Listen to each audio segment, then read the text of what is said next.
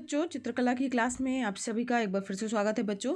और हम पढ़ रहे थे भारतीय चित्रकला के बारे में और इसके इतिहास के बारे में। ये बच्चों आपके पेपर में खंड ग के अंतर्गत आता है और जिससे संबंधित प्रश्न जो है अक्सर एग्जाम में पूछे जा रहे हैं। इंपॉर्टेंट क्वेश्चन की ही सीरीज़ लेके चल रहे हैं। आप इन वीडियो को क्रम से देख सकते हैं। अगर आपने अभी तक नहीं देखा है तो चैनल की प्लेलिस्ट में क्लास 10th आर्ट की जो प्लेलिस्ट है उस पर डले हुए हैं, उसको देख करके आप इंपॉर्टेंट क्वेश्चन को जो है वो कंप्लीट कर सकते हैं। और इस सीरीज़ में बच्चों हम लोगों ने दो इसके पार्ट पढ़ चुके हैं। दो इंपॉर्टेंट क्वेश्चन के बारे में हम पढ़ चुके हैं। आज हमें तीसरा एक नया इंपॉर्टेंट क्वेश्चन पढ़ना है जो कि अक्सर एग्जाम में पूछ लिया जाता है। तो चलिए बिना किसी देरी के बढ़ते हैं तीसरे प्रश्न की ओर। तो सबसे पहले हम बात कर लेते हैं कि ये इंपॉर्टेंट क्वेश्चन जो है किस तरीके से जो है एग्जाम में पूछा जाता है। तो यहाँ पर जो है प्रश्न के रूप में अगर हम देखें तो ये प्रश्न अक्सर पूछा जाता है कि अजंता की गुफाएं हैं उनके विषय में बताइए। साथ ही बच्चों अजंता की जो चित्रकारी है उस पर संक्षेप में प्रकाश डालिए। इस तरीके से भी पूछा जा सकता है इस प्रश्न को।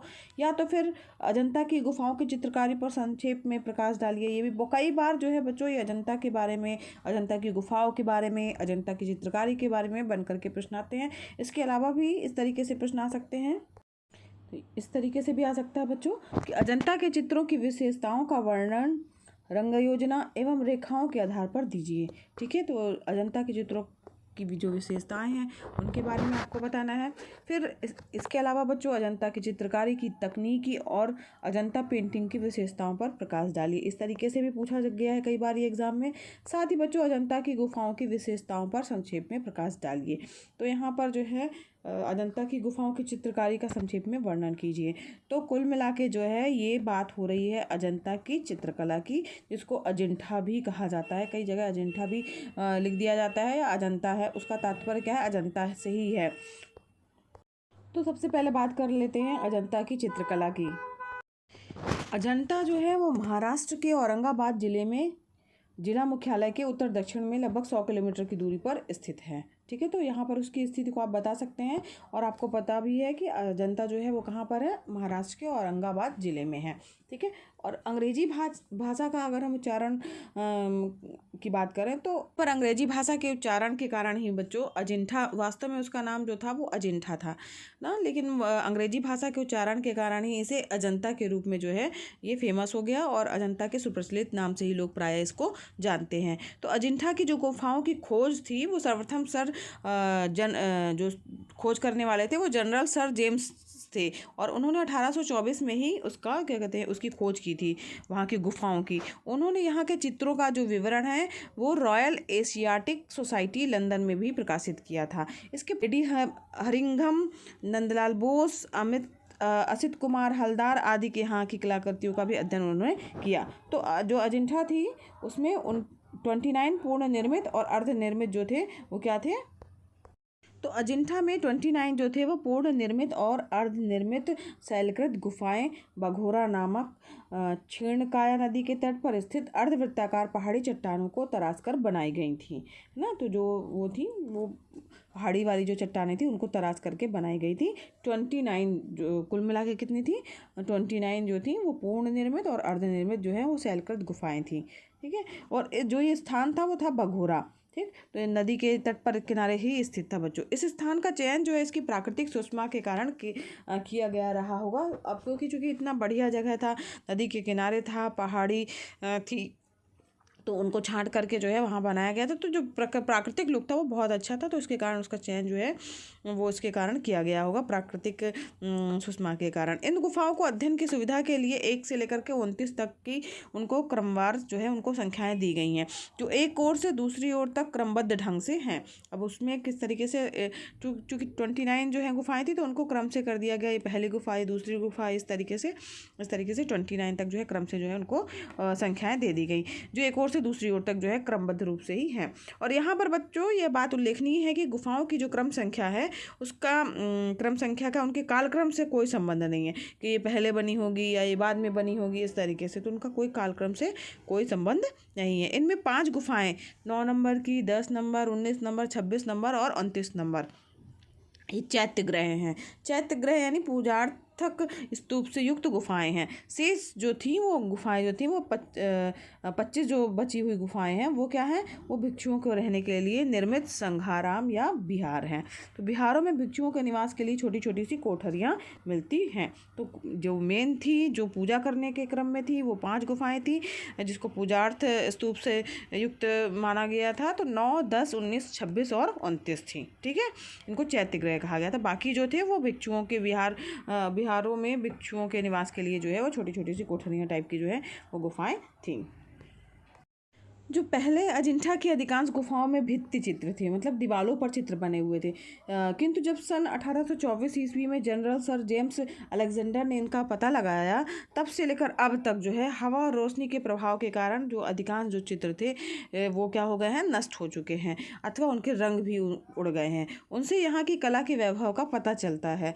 अजिंठा की जो गुफा थी 1 नंबर की, 2 नंबर, 9 नंबर, 10 नंबर, 16 नंबर तथा 17 नंबर की, तो उसमें चित्रकला के जो है वो साक्ष्य मिलते हैं ना, उसमें दीवालों पर चित्रकारी की गई थी तो उसके साक्ष्य मिलते हैं। इसमें से गुफा क्रमांक 9 और 10 के चित्र जो है वो शुंग सातवाहन काल के हैं। ठीक है, और जो 9 नंबर और 10 नंबर के जो गुफा है उसमें जो चित्र बने हुए हैं वो शुंग सातवाहन काल के समय के हैं। और अजिंठा के चित्रों में ये सबसे प्राचीन हैं। ठीक है, सबसे प्राचीन जो है वो 9 नंबर और 10 नंबर के चित्र ही हैं। इन चैत्य ग्रहों के अधिकांश चित्र जो हैं वो नष्ट हो गए, किंतु जो शेष है उनको शैलीगत विशेषता के आधार पर द्वितीय प्रथम शताब्दी ईसा पूर्व में रखा जा सकता है। गुफा क्रमांक 10 जो है वो सबसे प्राचीनतम है। ठीक है, वो सबसे पुरानी गुफा कौन सी है, 10 नंबर की गुफा। इसमें एक लेख उत्कीर्ण है जिसके अनुसार वासिष्ठी पुत्र कटहारी के द्वारा जो है वो भिक्षुओं को गुफा दान देने का उल्लेख किया गया था। जो दूसरे काल के चित्र हैं वो गुफा क्रमांक 1, 2, 16 तथा 17 में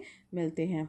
ठीक है, और ये चित्र अधिक सुरक्षित स्थान में है, तकनीक और शैली की दृष्टि से भी उत्कृष्ट है, यानी अच्छे हैं। इन चित्रों का निर्माण काल जो था वो 5वीं 6वीं शताब्दी ईस्वी यानी 450 से लेकर के 525 ईस्वी के बीच में हुआ था, जिसको क्या कहा जाता है, वाकाटक काल कहा जाता है। निर्माण की तकनीकी की अगर हम बात करें कि उसमें निर्माण में कौन सी तकनीकी अपनाई गई है, तो चित्र निर्माण की फ्रेस्को, टेम्पेरा तथा एनकास्टिक, ये 3 जो है प्रमुख तकनीकी जो थी वो निर्माण के लिए अपनाई गई थी। फ्रेस्को जो तकनीकी थी उसमें चित्रों का निर्माण जो है वो गीली सतह पर ही किया जाता है, और जो दूसरी टेक्निक है टेम्पेरा, तो उसमें सूखी सतह पर चित्र बनाए जाते हैं। ठीक है, और जो तीसरी टेक्निक है एनकास्टिक, तो एनकास्टिक विधि में चित्र बनाने के पूर्व जो है वो मोम का पहले लेप कर दिया जाता है। तो इस तरीके से तीनों विधियों की अलग अलग विशेषताएँ हैं। अजिंठा के चित्रों की अपनी एक विशिष्ट तकनीकी है, और अजिंठा के चित्रों को फ्रेस्को कहा जाता है। जो अजिंठा के जो चित्र हैं उनको क्या कहा जाता है, जो पहली निर्माण की टेक्निक थी उसी के आधार पर उसको जनरली कहा जाता है फ्रेस्को कहा जाता है, जो पूर्ण रूप से सही नहीं है, क्योंकि उसमें तो 3 तरीके की तकनीकी जो है वो टेक्निक जो है वो यूज़ की गई है, लेकिन ज़्यादातर जो है उसको क्या कहा जाता है, अजिंठा के चित्रों को फ्रेस्को कहा जाता है। और अजिंठा में लेप लगाने के पूर्व जो है वो गुफाओं की भीतरी दीवारों को तराश करके खुरदुरा छोड़ दिया जाता था। इसके बाद मिट्टी, लौहमय मिट्टी, भूसी, महीन बालू, गोबर और गोंद मिला करके जो है तैयार किया गया एक पतला लेप जो होता था वो गुफाओं की भीतरी दीवारों पर जो है वो लगा दिया जाता था, और दीवालों की जो छतें थी उनको समतल बनाया जाता था। इसके बाद मिट्टी जो थी वो मिट्टी, महीन बालू, लौहमय मिट्टी और भूसी को मिलाकर तैयार किया गया लेप जो है उसकी फिर दूसरी कोट लगाई जाती थी। इस लेप को ही संभवतः विष्णु धर्मोत्तर जो पुराण है उसमें वज्रलेप क्या कहा गया है, वज्रलेप कहा गया है। प्लास्टर था, उसके गीला रहने पर ही उस पर चूने का पतला घोल पोत दिया जाता था। लेप तथा घोल के सूखने के बाद इस पर चित्र बनाने के लिए भूमि तैयार हो जाने पर चित्रों का निर्माण जो है आचार्यों या कुशल चितेरों के द्वारा किया जाता था। गैरिक रंग से जो गैरिक रंग था उससे खाका खींचा जाता था, जहाँ पर जरूरत होती थी वहाँ पर काले रंग से उसमें आवश्यक संशोधन किया जाता था। इसके पश्चात जो है चित्रों का निर्माण किया जाता था और तुलिका से जो है उसमें रंग भरे जाते थे। अब बात करते हैं रंगों की, कि वहाँ पर रंग जो प्रयुक्त किए गए थे अजंता की गुफाओं में वो कैसे थे, वो कहाँ से आते थे, रंग कैसे बनते थे। तो जो अजंता के चित्रों के निर्माण में प्रयुक्त जो अधिकांश रंग थे बच्चों, वो आसपास की पहाड़ियों में ही मिल जाते हैं। रंगों का जो निर्माण होता था वो पीली मिट्टी, नील के पौधे, खड़िया, कागज आदि के माध्यम से किया जाता था। और जो अजंता की चित्रकला में रंगों की संख्या जो थी वो क्या थी, जो रंग थे वो बहुत ज़्यादा थे नहीं, क्योंकि इतने ही चीज़ थी, तो उनका निर्माण चूँकि प्राकृतिक रूप से किया जाता था तो उतने ही थे, तो रंगों का जो संख्या थी वो बहुत कम थी। और परवर्ती काल के चित्रों में प्रयुक्त अधिकांश रंग जो थे वो चटक थे, चमकदार हैं। और अजंता के चित्रों में गहरे लाल, पीला, नीला, सफ़ेद और हरा रंग जो है मुख्य रूप से प्रयुक्त किए जाते थे। इनमें से लाल और नीले रंगों का प्रधान रूप से प्रयोग किया गया है। जो लाल रंग और नीले रंग, तो इनका जो है ज़्यादातर मात्रा में प्रयोग किया जाता था। और जो लार्जावर्त है उसको घिस करके बनाया गया गहरा नीला रंग जो है अभी तक चटक है। जो उस समय बनाया गया था तो उसका गहरा नीला रंग जो है, उसकी चटक जो है वो अभी तक दिखाई देती है। वो रंग था तो घिसा या ख़राब नहीं हुआ। इस रंग का प्रयोग बच्चों प्रारंभिक काल के चित्रों में नहीं मिलता है ना। और लाजावर्द स्थानीय क्षेत्र में प्राप्त नहीं था, इसलिए इसको अफगानिस्तान से मंगाया जाता था या आयात किया जाता था। तो जो अफगानिस्तान का बदख्शां क्षेत्र है वहाँ से इसको जो है वो आयात किया जाता था, अफगानिस्तान से। ठीक है, तो यहाँ पर जो है अफगानिस्तान से इस रंग को, जो चटक नीला रंग जो था वो वहाँ से मंगाया जाता था। तो बात हो गई ये रंगों की। अब बात कर लेते हैं कि अजंता की जो गुफाएं हैं उसकी शैली की, तो किस शैली में बनी हुई हैं। तो अब बात कर लेते हैं अजंता की जो गुफाओं में बनी हुई जो चित्रकारी है वो किस शैली की है। तो जो अजंता की जो चित्रकला की अपनी एक विशेष शैली है जो विश्व की चित्रकला की अन्य शैलियों से सर्वथा अलग है। शैली अत्यंत सरल और चित्ताकर्षक है, और चित्रों की रूपरेखा जो है वो भावमय है और सप्राण है। सप्राण मतलब ऐसा लगता है कि बिल्कुल अभी जीवित चित्रकारी की गई है, लग रहा है कि उसमें से चित्र जिंदा है और निकल के बाहर आ रहा है, हम सामने बिल्कुल हूबहू देख रहे हैं। तो इस तरीके से वहाँ के चित्रों की रूपरेखा थी। अजंता के चित्रों में रेखांकन का जो था वो ज़्यादा था, रेखांकन प्रधान है। और अजंता की जो मानव कृतियाँ जो हैं वो चित्रकला के शिल्प विधान की दृष्टि से अनोखी हैं। इस जो स्त्री पुरुष की भाव प्रवण भंगिमाएँ और अंग प्रत्यंग हैं के लोच जो है वो विशेष रूप से दर्शनीय है, कि उसमें किस तरीके से स्त्री पुरुष की जो है भाव रचनाएँ बताई गई हैं, भंगिमाएँ बताई गई हैं, और अंग प्रत्यंग जो हैं वो किस तरीके से लोच दे करके विशेष रूप से बनाए गए हैं, वो मुख्य रूप से जो है वो दर्शनीय है। तो शैली की बात हो गई। अब हम बात कर लेते हैं विषय वस्तु की, कि किस विषय पर बने हुए थे अजंता की चित्रकला की जो गुफाओं में चित्र बने हुए थे वो किस रूप के थे या किस विषय पर आधारित थे। तो यहाँ पर अजंता की चित्रकला की जो चित्र थे वो उसकी विषय वस्तु जो थी वो मेन रूप से तीन विषय प्रधान थे। पहला तो था बुद्ध एवं बोधिसत्वों के चित्र थे, ठीक है। दूसरा था जातकों के वर्णात्मक चित्र थे, और तीसरा था चित्रों की पृष्ठभूमि और अलंकार के लिए बनाई गई आकृतियाँ, जैसे गंधर्व, अप्सराएं, यक्ष, किन्नर, पशु पक्षी, वृक्ष, लता, पुष्प आदि। ठीक है, तो ये इस प्रकार से तीन जो है प्रमुख विषय थे। पहला बुद्ध एवं बोधिसत्वों के चित्र थे, दूसरा जातकों के वर्णात्मक चित्र थे, और तीसरा क्या था बच्चों, चित्रों के पृष्ठभूमि और अलंकार के लिए बनाई गई कुछ आकृतियाँ थीं, जैसे गंधर्व, अप्सराएं, किन्नर वगैरह, पशु पक्षी, ये सब चीज़ें। और जो अजंता के चित्रों का वर्ण विषय जो था वो प्रधान रूपेण बौद्ध धर्म से ही संबंधित था। जो गुफाएं बनाई गई हैं मेन रूप से जो है वो किससे संबंधित है, किस धर्म से संबंधित है, बौद्ध धर्म से ही संबंधित गुफाएं हैं। गौतम बुद्ध तथा बोधिसत्व के जीवन के चातुर्दिक कला केंद्रित है ये।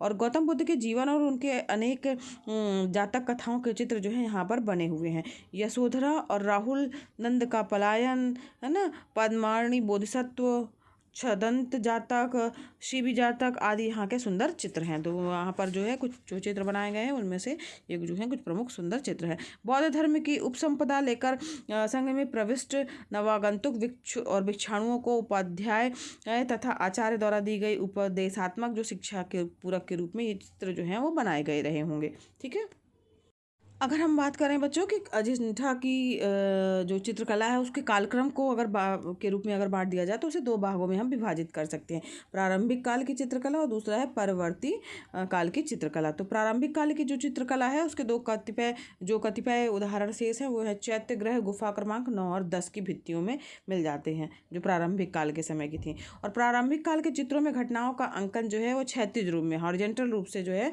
वो हमें मिलता है। इन चित्रों की वेशभूषा विशेषकर पगड़ी और एवं आभूषण जो है वो भरूच और सांची के समकालीन शिल्प में उत्कीर्ण मूर्तियों की वेशभूषा से जो है काफ़ी मिलती जुलती है। जो पुरुष हैं बच्चों वो उष्णीस जो पहने हुए हैं और गुफा क्रमांक 9 और 10 में जो है वो वाकाटक गुप्त काल के चित्रण भी मिलते हैं। फिर भी निसंदेह कतिपय चित्र जो है वो प्रथम द्वितीय शताब्दी ईसा पूर्व के हैं और इन चित्रों के साक्ष्यों से यह इंगित होता है कि जो वाकाटक गुप्त काल के बहुत पहले जो है वो शुंग सातवाहन काल में ही अजंठा की में जो चित्रांकन की पद्धति जो थी वो प्रारंभ हो गई थी। और अजंठा में परिवर्ती काल के चित्र जो हैं वो गुफा क्रमांक 1, 2, 16 और 17 में ही मिलते हैं। इन चित्रों का निर्माण जो है वो वाकाटक गुप्त काल में 5वीं और 6वीं जो है शताब्दी में जो है वो हुआ था। इन गुफाओं के चित्र भी जो है सर्वथा सुरक्षित नहीं है और एक समय था कि जब इस काल की सभी जो पूर्ण निर्मित ही नहीं बल्कि अर्धनिर्मित गुफाओं के में भी बने हुए चित्र थे। ठीक है, तो इन गुफाओं की दीवारों पर भी बहुत ही इन गुफाओं की जो दीवार है उन पर भी इतने चित्र बचे रह गए हैं कि उनके आधार पर इस काल की कला के विषय में बहुत कुछ जानकारी मिल जाती है। बहुत ज़्यादा नहीं, ऐसा नहीं कि वो एकदम से विलुप्त हो गए हैं, लेकिन कुछ न कुछ जानकारी उससे मिल जाती है। इस काल के चित्रों में भाव भंगिमाओं का स्वाभाविक अंकन, रंगों का उपयुक्त संयोजन, दृश्यों में सदस्यता और आकृतियों के निर्माण में सुघड़ता मिलती है। और इस काल की जो या अजंता की कला में जो है वो भारतीय चित्रकला जो थी वो चरमोत्कर्ष पर दिखलाई पड़ती है। ठीक है, जो परिवर्ती काल के चित्र थे उसमें बुद्ध का जो रूप काय के माध्यम से अंकन मिलता है और बुद्ध के जीवन की प्रमुख घटनाओं के माध्यम से कलाकारों ने जन्म से लेकर के उनके मृत्यु पर्यंत तक मानव जीवन के सभी पक्षों का अत्यंत ही कुशलता के साथ अंकन किया है। बुद्ध के जीवन की प्रमुख घटनाओं में माया देवी का स्वप्न, महाभिनिष्क्रमण, मारविजय, संबोधि, धर्मचक्र प्रवर्तन और महापरिनिर्वाण के दृश्यों का जो है अंकन मिलता है। इसके अलावा नलगिरि दमन, त्रिंग स्वर्ग से बुद्ध का अवतरण, वानरों द्वारा मधु प्रदान, बुद्ध का कपिलवस्तु में आगमन, यशोधरा द्वारा राहुल को भिक्षा में दान, नंद तथा सुंदरी के कथानक आदि का जो है अत्यंत सुंदर जो है अंकन इसमें हुआ है। बोधिसत्वों में अवलोकितेश्वर, वज्रपाणि, मैत्रेयक आदि के जो है बहुत ही सुंदर चित्र मिलते हैं। और जो गुफा क्रमांक 1 में प्राप्त पद्मपाणि अवलोकितेश्वर का चित्र जो है वो अपनी सुंदरता तथा स्वाभाविकता के लिए जो है संपूर्ण संसार में प्रसिद्ध है। अजंठा है या अजंता की गुफाओं में चित्रित प्रत्येक चित्र का यद्यपि अपनी निजी व्यक्तिगत का जो है अपना निजी व्यक्तिगत और महत्व है ना, व्यक्तित्व और महत्व है, तथापि जो है पद्मपाणि, अवलोकितेश्वर, यशोधरा तथा राहुल, मारविजय, मरणासन राजकुमारी, नंद एवं सुंदरी, गजराज की जल क्रीड़ा, वानरों का उल्लास, छदंत जातक, शिबी जातक आदि अनेक ऐसे चित्र हैं जिन्हें संसार के सबसे सुंदर जो चित्रों के समक्ष जो है वो रखा जा सकता है। धार्मिक उद्देश्यों से निर्मित होते हुए भी अजंठा की चित्रकला में तत्कालीन भारत के जनजीवन के विभिन्न पक्षों का भी अत्यंत सजीव चित्रण किया गया है। महलों में राजकुमार, है ना, अंतःपुर में रानियां और परिचारिकाएं, बिहार में भिक्षु, खेती करते कृषक, कंधों पर बोझ लटकाए हुए मजदूर आदि इन यहाँ के चित्रों में अंकित है ना। और आकाशचारी देवता, यक्ष, किन्नर, गंधर्व एवं अप्सराएं यहाँ की चित्रकला के अभिन्न अंग हैं। स्तूप, चैत्य, विहार, तोरण, राजमहल, नगर द्वार, परिखा, है ना, और प्राकार से लेकर गांव के घास फूस के मकान, झोपड़ी तक को कलाकारों ने जो है वो बनाया है या रूपायित किया है। और जो गुफाओं की छतों के अंतःपटल को अलंकृत करने के लिए, जो अंतःपटल है उसको अलंकृत करने के लिए प्राय अनेक प्रकार की लताएं, गुल्मों, फूल पत्तियों, फलों, पशु पक्षियों, मनुष्यों और यक्षों, किन्नरों, गंधर्वों तथा अप्सराओं की चित्रकारी की गई है। ठीक है, और राग और विराग का जो चित्रण यहाँ के चित्रकला में मिलता है वो बहुत ही अद्वितीय है। भारत की कला जो है वो परंपरा को जो कला की परंपरा है उसको जो अजंता की चित्रकला ने गंभीर रूप से प्रभावित किया है। इसके संकेत बाघ, बादामी, सितन्यवासल तथा एलोरा के शैलकृत मंदिरों की भीतरी दीवारों पर अंकित चित्रों में मिलते हैं। इन चित्रों के निर्माण का जो समय था वो 7वीं से 8वीं शताब्दी ईस्वी है।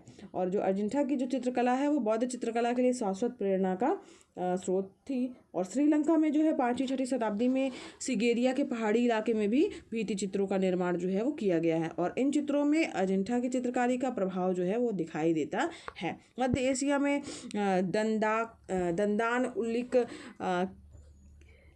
किजिल और मीरान की चित्रकला की पर भी जो है अनेक प्राचीन भारतीय चित्रकला विशेषकर अजंता की चित्रकला का प्रभाव दिखाई देता है। और अगर हम बात करें चीन की, तो चीन की तुरहुआंग की चित्रकला अजंता की चित्र संपदा के प्रभाव को अपने अभिराम और विविध चित्रों के माध्यम से ध्वनित करती है। अगर जापान की बात करें बच्चों, तो जापान के जो प्रसिद्ध परंतु दुर्भाग्यवश नष्टप्राय भित्ति चित्रों में भी अजंता की चित्रकारी के चित्र जो हैं वो दिखाई पड़ते हैं, तो उसका भी प्रभाव उसमें दिखाई दे रहा है। तो इस प्रकार से अलग अलग देशों में भी जो है, पूरे मध्य एशिया की बात करें ना, चीन हो गया, जापान हो गया, इन सब में भी इन सब जो अजंता की चित्रकारी के जो है वो प्रभाव दिखाई पड़ते हैं। तो इस प्रकार से अजंता की जो गुफा चित्र है या अजंता की गुफाओं की विशेषताएं जो हैं, इससे संबंधित ये प्रश्न इम्पोर्टेंट था जो अक्सर पूछा जाता है।